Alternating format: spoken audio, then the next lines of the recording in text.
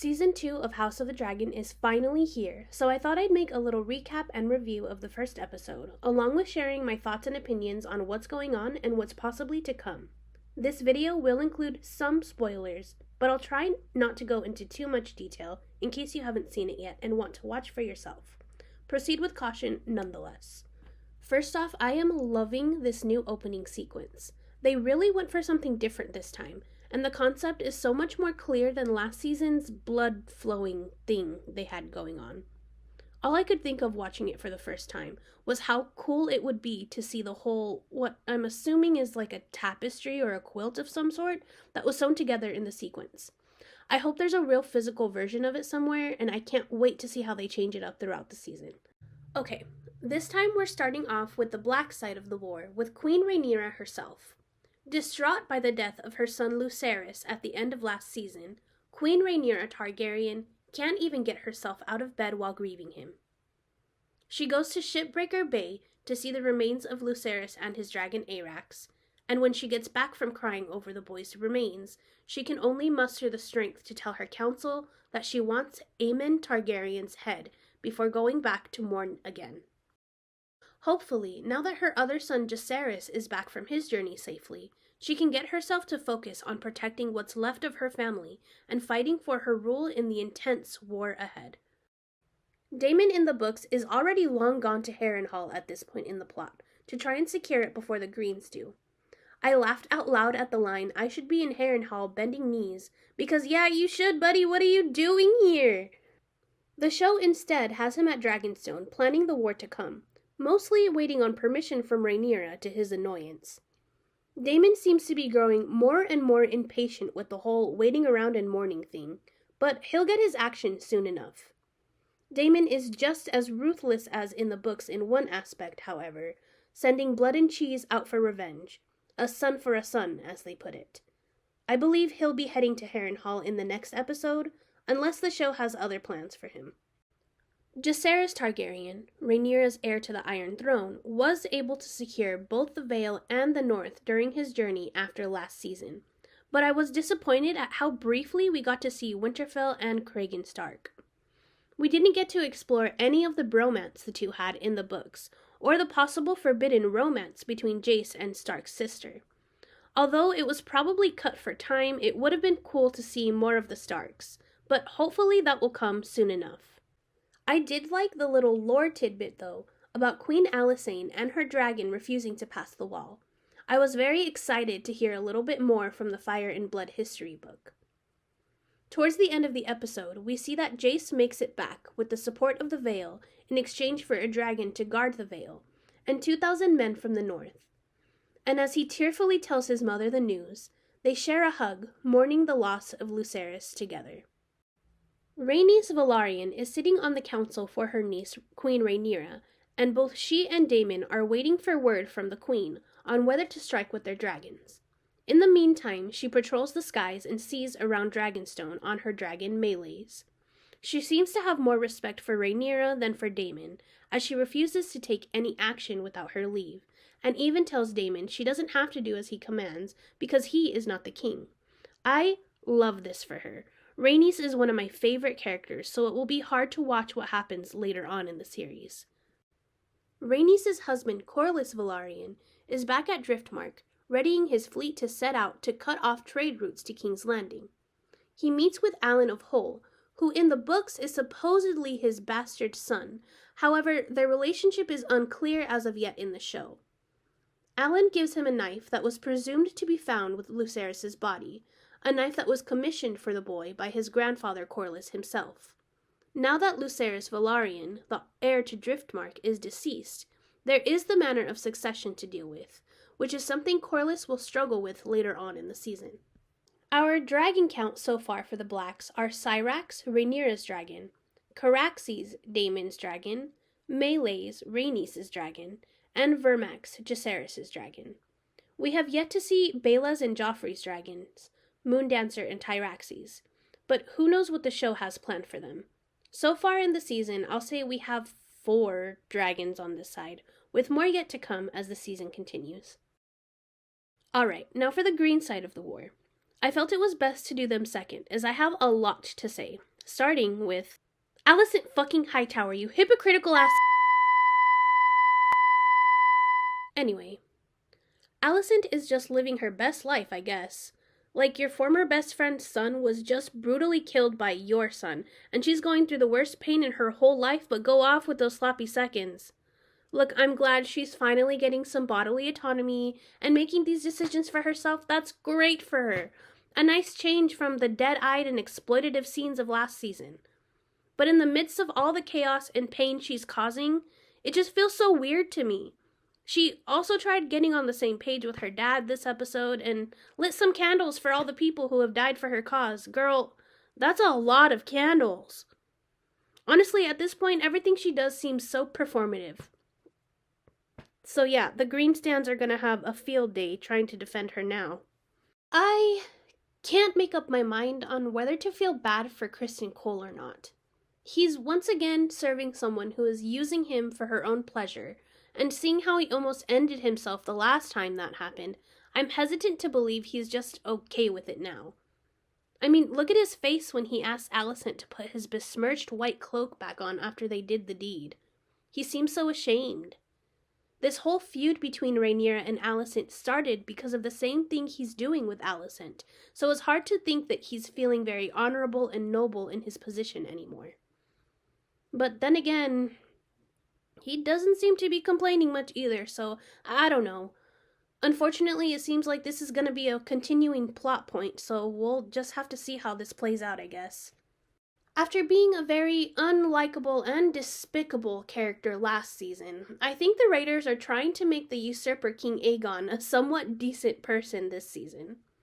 He seems to be trying to be patient with his simple wife, Helaena, genuinely seems to want to spend time with his son Jaehaerys. Ouch, by the way. And even seems to want to help the small folk who come to him with their issues. However, he does seem to enjoy belittling Tywin Lannister during council meetings, and seems to have no interest in actually ruling, wanting nothing more than to simply have his enemies killed and be done with it. I personally am not buying it, but we'll see how long his facade lasts after the events of this episode. What will he do after that brutality that happens to his son? Otto Hightower is still the hand of the king, trying to insert himself into every decision Aegon makes. He really seems to be trying to insert himself everywhere he can, to be honest. It seems like Aegon may be convinced by Larys Strong to replace the hand eventually, but again, we'll have to see what happens. It does seem like Otto is slowly losing grip on the Iron Throne and his position, though. He can't manipulate this king the way he did the last one. Aemon Targaryen seems just as eager to fight this war as his brother Aegon, if not even more so. Seeming to have no remorse over killing his nephew Lucerys, he is seen planning a siege of Harrenhal with Sir Criston Cole. Aemond is being torn between staying at King's Landing to defend from an attack and seizing Harrenhal to take hold of the Riverlands. He is mostly waiting for the go-ahead from Aegon so that they can take their dragons to Harrenhal together, though he says that Aegon is stuck between the whims of their mother Alicent and their grandfather and hand, Otto. Otto even comes to lecture him about planning the siege without his permission and tells him that he needs to control his impulses. Not likely to happen, Otto, but nice try. Poor Helaena Targaryen deserves so much better in this story, but at least the brutal scene in this episode was not as terrible as it could have been. It seems like the show has decided to cut out Helaena and Aegon's youngest son, Maelor, making the decision Helaena had to make a much more palatable one for a TV audience. If what you saw with Blood and Cheese disturbed you, just know that it could have been so much worse. Imagine having to choose between two of your sons being killed, and you somehow are able to make that impossible choice only to have them kill the other right in front of you? Yeah, it could have been so much worse.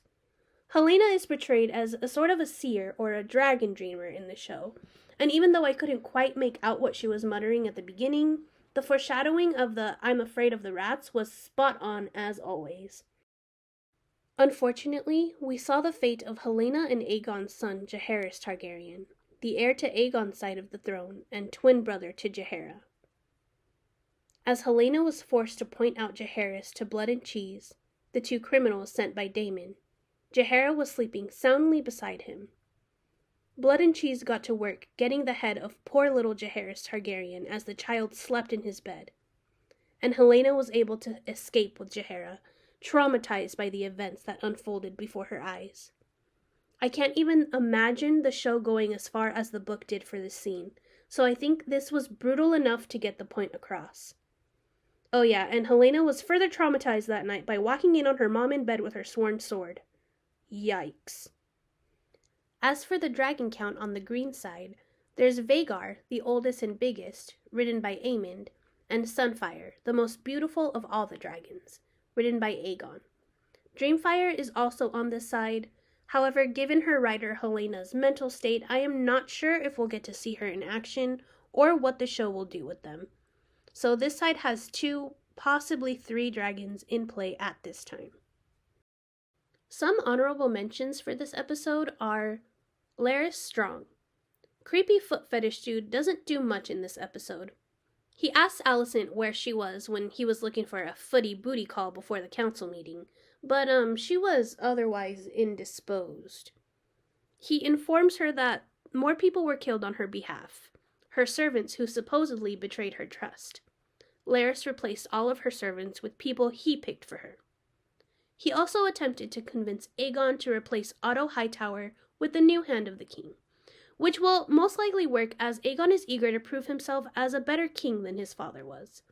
No doubt we'll be seeing more of the Clubfoot later on this season. Sir Hugh. We very briefly saw an extremely important character, Sir Hugh the Hammer, a blacksmith who plays a prominent role later on in the plot.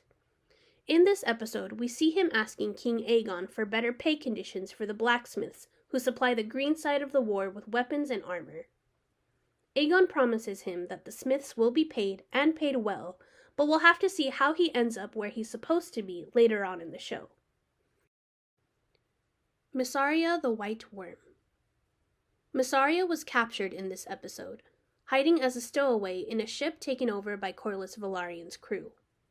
When she is brought to Daemon, her former lover, he scolds her for making deals and selling secrets to the enemy, Otto Hightower. Mysaria swears no loyalty to either of these men, as a common-born woman just trying to survive, but Daemon has her taken to the dungeons nonetheless. Daemon sets her free after she gives information on where to find people who can enact revenge on the Greens for the death of Lucerys, and we will most likely not see her again, but who knows what the show has in store for her character. Blood and Cheese. Okay, I know they beheaded a 4-year-old in his sleep and everything, but what the fuck was the point of the dog in that scene? That kick was unnecessary. I have a bone to pick with the writers because there was no need for that at all. I am convinced that they put it in just to rile us up. Anyway, Blood and Cheese were asked for a son by Daemon Targaryen, and snuck into the Red Keep using Cheese's knowledge of Maegor's secret tunnels. They had a choice between killing Aemond or Jaehaerys, and they unfortunately came upon the child first. This is another couple of people we will not likely see again in the series, as they have served their violent purpose already. Overall, the episode was pretty good in my opinion. I would have loved for Jace to have spent some more time in Winterfell, and I do think the events leading up to Blood and Cheese felt a little bit rushed, but I think they did what they could for the pacing. I'm excited to see what this season brings us, but also nervous at the changes I think they might have to make in order for the story to make sense as it is now. Either way, this is going to be an insane and brutal season, and I can't wait to see what happens and share my thoughts with y'all. Thanks for watching, and I'll see you next week with more House of the Dragon recap and reviews.